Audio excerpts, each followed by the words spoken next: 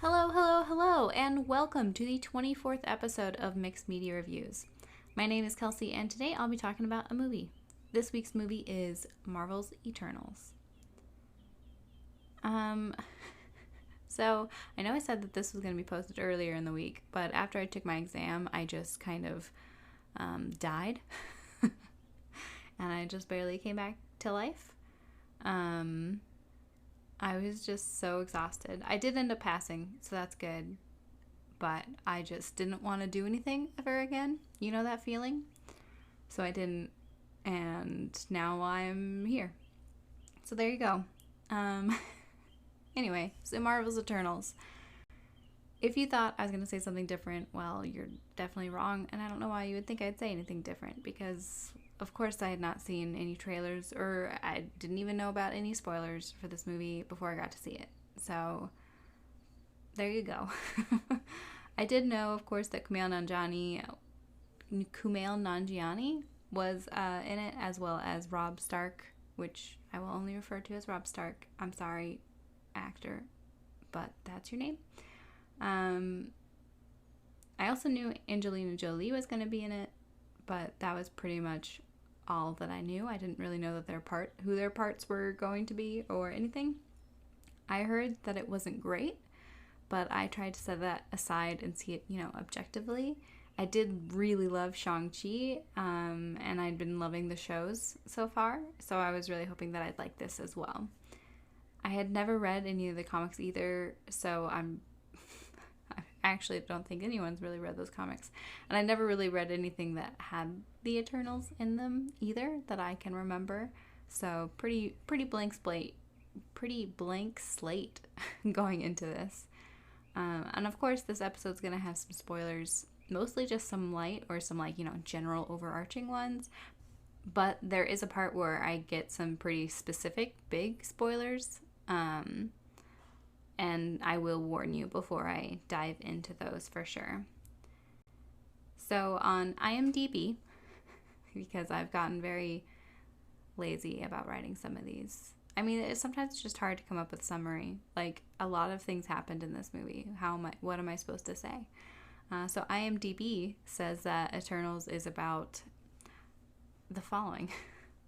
Following the events of Avengers Endgame, an unexpected tragedy forces the Eternals, ancient aliens who have been living on Earth in secret for thousands of years, out of the shadows to reunite against mankind's most ancient enemy, the Deviants. And that's it. So that's all you need to know. What I liked. I'm going to be honest. I actually thought this was a pretty good movie. And I think that this movie continues to do what Marvel has kind of shown what it's really good at, which is creating distinct characters. But before I get into that, let's just say this movie was way better than I expected it to be, because I had read so many bad things about it. Like, not, specific things, but just that in general people didn't like it. And even on Rotten Tomatoes, the critic rating is pretty low. And the audience rating, I want to say, was in the 70s. So I don't know why it got such bad reviews, because I enjoyed it a lot. Yeah, so checking this out, the critic rating is a 47%, and the audience score is a 78%.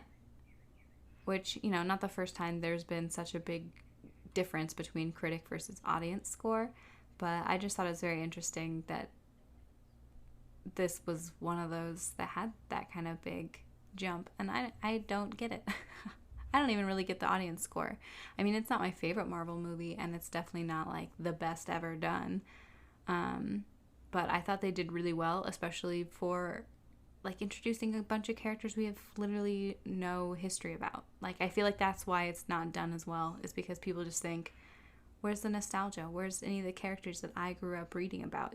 There's not that level of love for the characters already. So it feels like we should have that love because it's Marvel, but instead it's just, any other movie that happens to be Marvel, where we don't know really the characters going in. I don't know. Anyway, sorry about that little tangent already in the beginning. And we're going to dive right into another tangent. Because what I was saying about this movie doing what Marvel continuously shows they're good at doing, which is, creating distinct characters. I think the main separation between DC and Marvel films and television right now is that being able to create these distinct characters. And of course, the other main separation is the fact that DC takes dark as a literal term instead of just a mood. But Marvel does ensemble casts really, really well, right? They write these characters just really well. The Avengers did so well because each person felt real and distinct from one another. And the movies, they continue to do well because of that reason. And when we have complaints, when we see, some faults in these movies, it's because we see those distinctions fade between the characters. Sometimes we see a character, like Thor, I think gets a lot of crap because he was introduced as more, straight, and now he's like the funny guy, which I think is a fine evolution, and I think some of his straightness is what has turned into the humor. But he's also gotten, more comfortable around humans and humor and whatever. But I think that's the main critiques that we see pop up in these movies, is when those distinctions kind of bleed. And DC just doesn't do this well at all. I watched the old Suicide Squad, and that was, oh my god, bad. But even the new one, which was a million times better than the older one, I think this is something that they still were struggling to create, that separation between the characters. I think it's something that they weren't really establishing each character on their own, but more just this is the group and this is where we want the group to go, and they kind of don't really have that individual feeling for each person. And of course it helps with Marvel that so many of them get their own standalone movies, so we get to know those characters, outside of a group, more on their own, where DC has struggled really hard in that regard of making these one-offs and not, I mean, I know that Marvel has also done Spider-Man a million different times, but DC, I feel like they have struggled to get that that cohesiveness that Marvel has done so well. But anyway, so Eternals was able to introduce these 10 different beings, as well as even some other characters who are all new and all quite distinct. They each had their own personality. They didn't all, speak the same. It didn't seem like the same person was, writing each person. And they had their own stories that were outside of their group. And that's really hard when you have so many characters, and especially when they're just brand new, like I was saying before. Avengers introduced new characters, but they also had a few that had already been established when the movie came out. I was pleasantly surprised at how well they did with all of these unknown characters and unknown stories. These aren't, characters and stories that we've already heard a million times.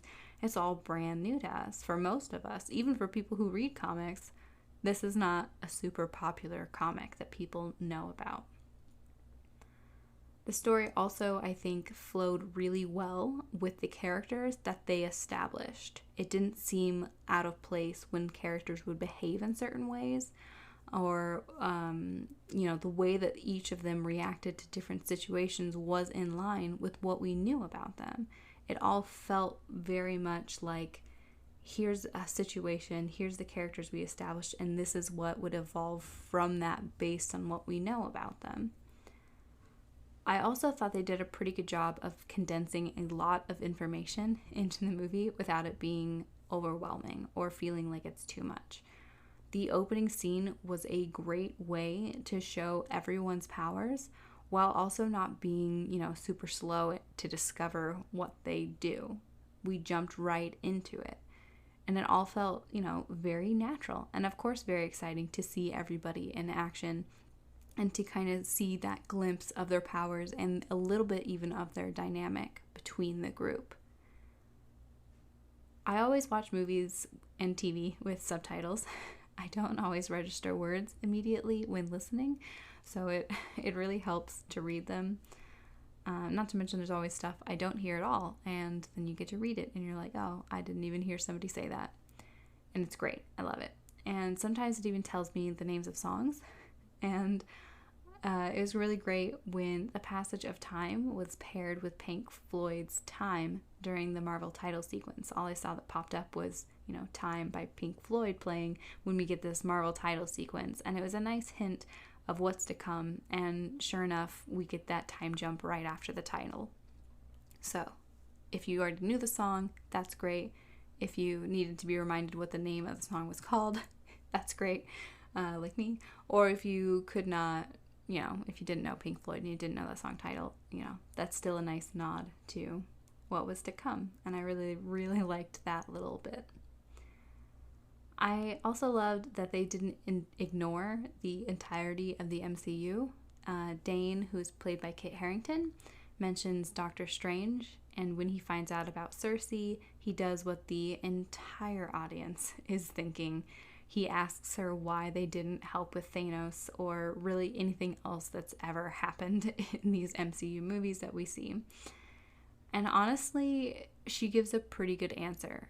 And of course, the real answer that's kind of, modified that we find out later makes even more sense. But even her genuine, what she thinks is the answer, I think plays really well and makes sense, again, within the kind of group that they've set up for us. I really liked the visuals throughout the movie, from the way Sprite wove her tails, creating the constellations, to the Eternals circles, which were very Doctor Who-esque, and like the black hole when the army left was just like chef's kiss. I loved that black hole. Thank you, Interstellar, for giving us better depictions of black holes. Or, yeah, I'm gonna go with that. Loved it. I'll talk a little bit more about flashbacks later, but what I really enjoyed about the flashbacks was seeing the architecture and the civilizations evolve over time. I'm in architecture. I love it. I love seeing architecture in different places, in different points in time. Give me all the architecture, but please don't damage it. I get so sad in these movies. Like in, what was that, the second Avengers movie, where the whole, Manhattan gets destroyed? Whichever one Avengers that was, with the Chitauri, whoever they were. Oh man, that broke my heart. Anyway, what was I saying? Yeah, I absolutely love all that stuff. And I'm pretty sure I've talked about this before, but I also really love when we see reality and fantasy woven together. So more than just seeing the architecture and civilizations evolving, I love seeing the creation of our history. We saw the origins of the story of Gilgamesh. Of course, Icarus, we hear about him, and, obviously that's a big story of Icarus. And it always makes the stories feel more real to me. Doctor Who does this a lot, and I love it. And I love that we get the Doctor, rooted in our history, in our... I was going to say historical and history at the same time. I said history. But anyway, I love when the Doctor gets rooted in our history. And Pompeii was such a fantastic episode for so many freaking reasons. But I love getting to see that he's a part of the events. That they're what happened, but it's with an alien twist. And Eternals does this really well as well. I think I use well too much, but that's okay. Anyway, the next one is a little bit more spoiler heavy, but kind of vague. So proceed with your own caution. And I think the rest of it is going to be really spoilery, specific spoilery after this one. So feel free to not listen or listen and just try to forget if you haven't seen the movie yet and you have intentions of. But anyway, so Dane, I mentioned him a little bit earlier. He is Cersei's boyfriend. He was a human. Cersei's one of the Eternals. And Dane is played by Kit Harington, who was Jon Snow in Game of Thrones. Because this is the Game of Thrones reunion, first and foremost. But anyway, so I absolutely love Dane. And it's not just because he's played by Kit Harington, but he was such the perfect character, the perfect boyfriend character of a superhero person. So, like, I loved that he asked questions about things. Like I brought up earlier, how he was like, "What are you, like Doctor Strange?" I liked that he wasn't possessive at all when Cersei says, you know, she has to go when Icarus comes and, like, you know, the deviants are popping up or whatever, and she's like, look, I have to go. He doesn't try to make it about, you know, Cersei's ex, Icarus. He is very much what I think a great partner should be and how a great partner should react in that situation. Obviously, you know, people react to different things, and sometimes your first reaction isn't the best reaction and whatever. But he doesn't get upset with her. He's not trying to make it, again, about something that it's not about. He doesn't make it about some guy. He understands, like, she's going to, you know, save the world, even if he is, you know, upset about her leaving or concerned about her safety or whatever. But he doesn't put it on her about something else. And he doesn't get overly upset even about her hiding who she is, because we all have secrets, right? And when they're that big, you know, I'm an immortal alien basically, of course you're going to guard it even more than, you know, sometimes I drink milk out of the container or something that's not really a big secret. And of course that's not something that you're just going to tell somebody. Like, was he taken aback? Sure. Did he need a moment? Oh, most definitely. But he never made it about himself. You know, he didn't make it about the boyfriend. He didn't make it about himself or the ex-boyfriend or himself. You know, it was about her and what she needed to do. And it was just so refreshing to see that healthy response from somebody in these, you know, superhero movies. Like I said, this portion going forward is definitely going to contain major spoilers. So again, be warned. I always like a good villain story that's, like, not really a villain. When both sides think they're doing something, you know, good or for the greater good, but maybe one side is slightly skewed on how they see, like, getting to that good or that greater good. This whole sacrificing one planet for the potential for billions of lives is a very interesting philosophical question. And it's one that the movie doesn't really answer. I mean, it kind of answers it, but I think it also makes you, like, there's no right answer necessarily. I'll explain a little bit more what I mean in a moment. But when both sides think that they're doing something good, you know, it's hard for you to pick, you know, it's hard for you to hate the villain, I think is what I'm trying to get at. Maybe I'll finally get to use my philosophy degree for more than getting my master's, but this is just like classic utilitarianism. It's about maximizing happiness, maximizing the greater good. So what is the answer here? Yes, killing 7 billion people on a planet is bad news, but if that's what it takes to bring hundreds of billions to life, I mean, again, like, yes, they pick a side of who's the good, in quotes, versus the bad, in quotes, but it's not like they're triumphing over evil. You know, there's a different feeling to, I want to do this one because this is what I think is best, but it's not like I'm defeating, you know. It's almost, I guess, like similar to Thanos, but with Thanos, it was definitely like, whoa, you can't just kill a bunch of people that currently exist, which is kind of what this is about too. I don't know. I'm getting sidetracked and going off script.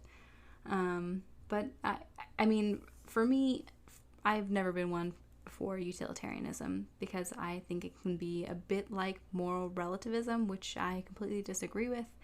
It's certainly an interesting question to be posed, though, and one that each Eternal had to ask themselves and decide where they drew the line. Which, you know, some of them drew that line on one side or the other. Some of them just said, I can't decide. I'm not going to be a part of this, and stepped back. Which is something I really liked about this movie, and I think it's something that's probably going to be more common as well. I mean, it's not always good versus evil. Sometimes it's good versus good, and it's just whose option seems like the better of the two. Right? Like, it's very rare that we have, true evil kind of a thing in the world, and seeing this was, I don't know, I thought it was just a really interesting question that they posed. And while it kind of had that answer of, obviously the good people were saving the planet because we shouldn't kill 7 billion people, it still like felt like they're doing something that kind of messes up how the world works. And so it wasn't still like 100% they stopped the evil. It's they stopped this one thing, but also kind of maybe messed up some other stuff. I don't know. So it'll be interesting to see where it goes from here and how that question continues to get, answered or re-asked, and just kind of figure out where that line gets drawn on these separate occasions. So while I do have a critique about this, I do think Icarus's story made a lot of sense. And I kept reading online that it was way out of left field. And no. Like, I actually kind of assumed he was on the other side from the beginning of the story. Not that I knew what the twist was going to be, but I thought he was in line with whoever the, to borrow a phrase from Buffy, big bad was. I liked that when we discovered what was actually going on, it really actually made sense with who they had It made sense with who they had established for him to be, to side with Salma Hayek's character, Ajak. I think that makes a lot of sense. I think he'd do what he could to follow that initial plan once he found out. I think he would stay on that path, right? Because of what we'd seen of him, it made sense that he would be the one that was very much going to continue doing what he was told to do, no matter what it was, right? He had that loyalty established about him. And again, I've seen some people say that it was completely out of left field, but I thought I can't speak at all. I thought that they set it up very nicely, and it was very convincing how they did it. And I don't think that it was out of left field at all. The twist we also find out about how they were, wiped clean and have done this previously like numerous times, I thought was really great. And how that they then tied that into Angelina Jolie's character Thena's disease thing, whatever they called it, happening. It was a great way to subtly tell us, what was to come, while also being another kind of philosophical problem that they shoved in there. Thena has the option of wiping her memory again to, cure her, but she doesn't want to because she believes she won't be her anymore. And this is, a big philosophical debate. It's what the movie The Prestige was about. What makes us us? Is it our memories? Do souls exist? If I wake up with my memory or without my memory, am I still me? What if I'm cloned without my memories? What if I'm cloned with my memories? It's the ship of Theseus, the paradox. All of these things kind of are about the same thing of what makes a person them, right? If they continuously are being wiped and, reborn in a way, and they've never stopped it until now, then that means that this time they're different enough to have changed the outcome. Does that mean, that their environment shapes them more? That before they never, stopped it from happening? Unless they have tried to stop it from happening before and just never been very effective. I don't know. I wouldn't think that they would continue using the same, bodies, the people bodies, I don't know, the minds or whatever, if they had stopped it before, if they'd, done something different. But definitely a very interesting question. And again, I like that this is another thing that it really makes you think when you watch this movie. So because the bonus scenes were after the movie, I'm also going to talk about them here, even though they're probably less spoilerly for the plot of the movie. But I really liked both of them. Surprise, surprise. I liked how they're setting up a possible sequel, and possible maybe future events of what's going to be happening in Eternal's world. I'd like to see them a bit more with the rest of the MCU now that they don't have to really follow those same rules as before. Like maybe they'll pop up in some of these next movies coming out. Maybe not. I don't know. And I also completely forgot that I had heard Harry Styles was in this until the end scene. Looking forward for sure to seeing him more in a next movie or something. I don't know. That might be fun. But definitely looking forward to seeing where both of these scenes end up taking us next in this part of the MCU. So, what didn't I like? Do I have critiques? Yes, I do have a few critiques for this movie, and they're, I think, legit. They're not, stupid ones. Like I could say that I'm really annoyed that the movie is called Eternals and not The Eternals, because I don't want to say The Eternals every single time, and it's just Eternals. But no, I won't say that. I will just talk about real critiques. The first critique is about the opening scene, and it's with that dad. Like, why didn't he even just attempt to run? He just stood there and got eaten by the monster. Like, he just turned around and said run, but he wasn't running. And then the monster ate him, and then his kid was like, oh god, my dad was just eaten. I can't move now. And I was just, why didn't he even try? I don't get it. So that was my first one. I was also a bit confused when the two first Eternals are introduced, because they introduce themselves to each other. So I was like, okay, no one knows each other. They're just all coming in to fight, like to come to this planet, and from different teams or whatever. They're fighting at each other but then in the next scene, when they're all fighting the creatures on Earth, they seem to know and understand each other's powers. Like they're teamed up. Some of them seem to be more like in tune with one another. They have more of like a relationship. I don't know. Unless it's like the times pass and that wasn't the first time they ever landed on Earth and they'd known each other, and what we saw in the introduction of the two characters was like way before they landed. I don't know. And I don't know if they really quite explain that. I mean, obviously we know that they've known each other for a long time, but their memories keep getting wiped. So is it like muscle memory, or did some of them kind of have recollections of them knowing each other before? I don't know. But I don't think they really explained how they came together. I don't know. The first jump in time did take me a moment to get used to it. The jump back into the past, I should say. It took me a moment because I thought it was just going to be like a quick little flashback, but instead it was like super lengthy. Not necessarily a bad thing, but it did take me out a bit, and it probably could have been done a little bit better to make it flow a bit more. I don't know how, to be honest, but it was a little jarring to all of a sudden be like in the past for a while. That wasn't just like a quick flashback, like a memory. A little minor critique, and maybe this is just, a me thing, but it felt really odd for them to be establishing time, like for the time jumps with BCE instead of CE. These aren't people from our world. They don't adhere to our religions. So why would they be using BCE for the audience to understand? I don't know. To me, it would make more sense if they just used the scientific notation rather than the religious notation.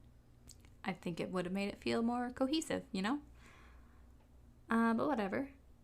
There was a scene where the big reveal happens, which big spoiler in this section as well, I suppose. And you can connect the dots about what happened and how Ajak died. But for some reason, one of them, I'm pretty sure it was Druig, the mind control guy, he feels the need to explicitly state that Ikaris killed her.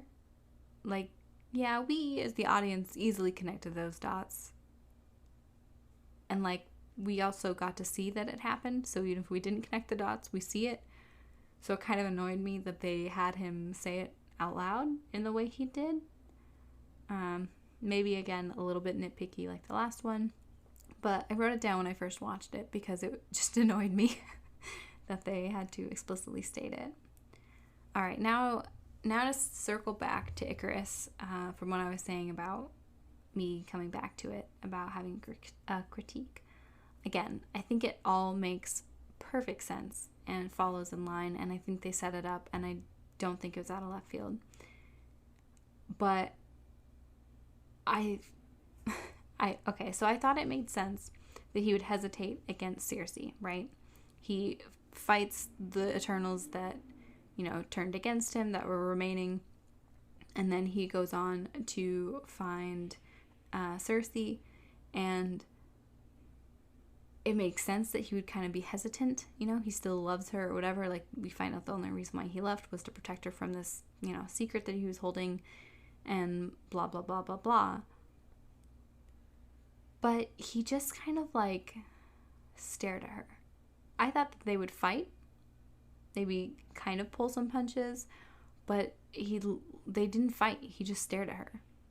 And she kind of said something, I think, and then he immediately reversed his feelings on the matter and then just flew into the sun, which also maybe a little bit too on the nose for Icarus to fly into the sun, but maybe that's fine, whatever. Maybe that is also a bit too nitpicky, but his reversal did feel really quick to me. I mean, I would think that there'd be more from Circe to convince him and not just, stand there. I wish we saw more of that struggle of him, kind of coming to the realization instead of it being such a quick reversal. And I mean, I know that this movie is already 2 hours long, but I really wish that portion was even longer, to really kind of, I don't know, see him break down and change. I mean, that's a big portion of his character, right? That loyalty to Ajax, the fact that he killed Ajax to make sure that the mission stood on. I think we should have seen more, because they'd talked before about it, so why now that they're just staring at each other is it all of a sudden where he is like, okay, now I understand your point. I don't know, a little weird. So in conclusion, I 100% for sure definitely recommend giving Eternals a go. I think the main criticism in this movie, mine excluded obviously, aren't really valid criticisms. Like I was saying in the beginning, I think people didn't like this movie because it wasn't all the people we've learned to love over the years, right? I mean, even in some of these smaller things like Hawkeye, where we're being introduced more to different characters, we still had Hawkeye. Even in, even in Spider-Man, we're getting characters that we love. Even in, in all of these movies that have kind of come out that are, or shows even more specifically, that are more after the initial round of Avengers have kind of, left out or whatever, we're still getting some of the little bits and pieces of the other characters in these movies. But in this one, it's literally all new people. I think that's why people also might have struggled with Shang-Chi a little bit, because it was all mostly new people and a new thing. Although that movie was so freaking cool, I think people got over it. But yeah, I feel like a lot of the negativity surrounding it is just because people aren't attached. It doesn't have the same nostalgic value that some of the other movies have had in the past, which is a bummer because I thought this movie was really great. I'm really excited to see where Eternals ends up going, and in general, the whole next phase of the MCU. I've really been enjoying Moon Knight, especially this past week's episode. Oh, so good. Can't wait for the next episode. Really bummed that I'm watching it weekly instead of, binging it. But, whatever. I loved Spider-Man. I'll do do an episode on Spider-Man because it was so good. And I can't wait to see Doctor Strange coming out. Well, and there you have it. Those are my thoughts on Marvel's Eternals. Thank you so much for joining me. You can find me anywhere on Instagram. Anywhere on Instagram? I guess that's true. You can find me on Instagram and Facebook at Mixed Media Reviews Podcast, and you can find me anywhere you find your podcasts, probably. please join me next week where I will be reviewing a TV show. And by next week, I'm going to try to do that actually coming up in the next few days because I do have Monday and Tuesday off from work. And I'd love to have another episode so I don't actually kind of fall behind. And then I'll do the TV show in the week and then a book this weekend. And maybe that'll be okay. So, no title of the show because I gotta figure some things out, but I'm hoping to do something slightly different for this TV show one again, kind of like last week's, because that was really fun. So, yeah, sorry. I'll also try to figure out a schedule and figure out, some breaks that I'd like to come up and, figure out my life in general. Yeah, and as I suspected, this was a long enough episode for sure. So Spider-Man will definitely be the next movie review. And that's it. Have a wonderful rest of the day. Bye!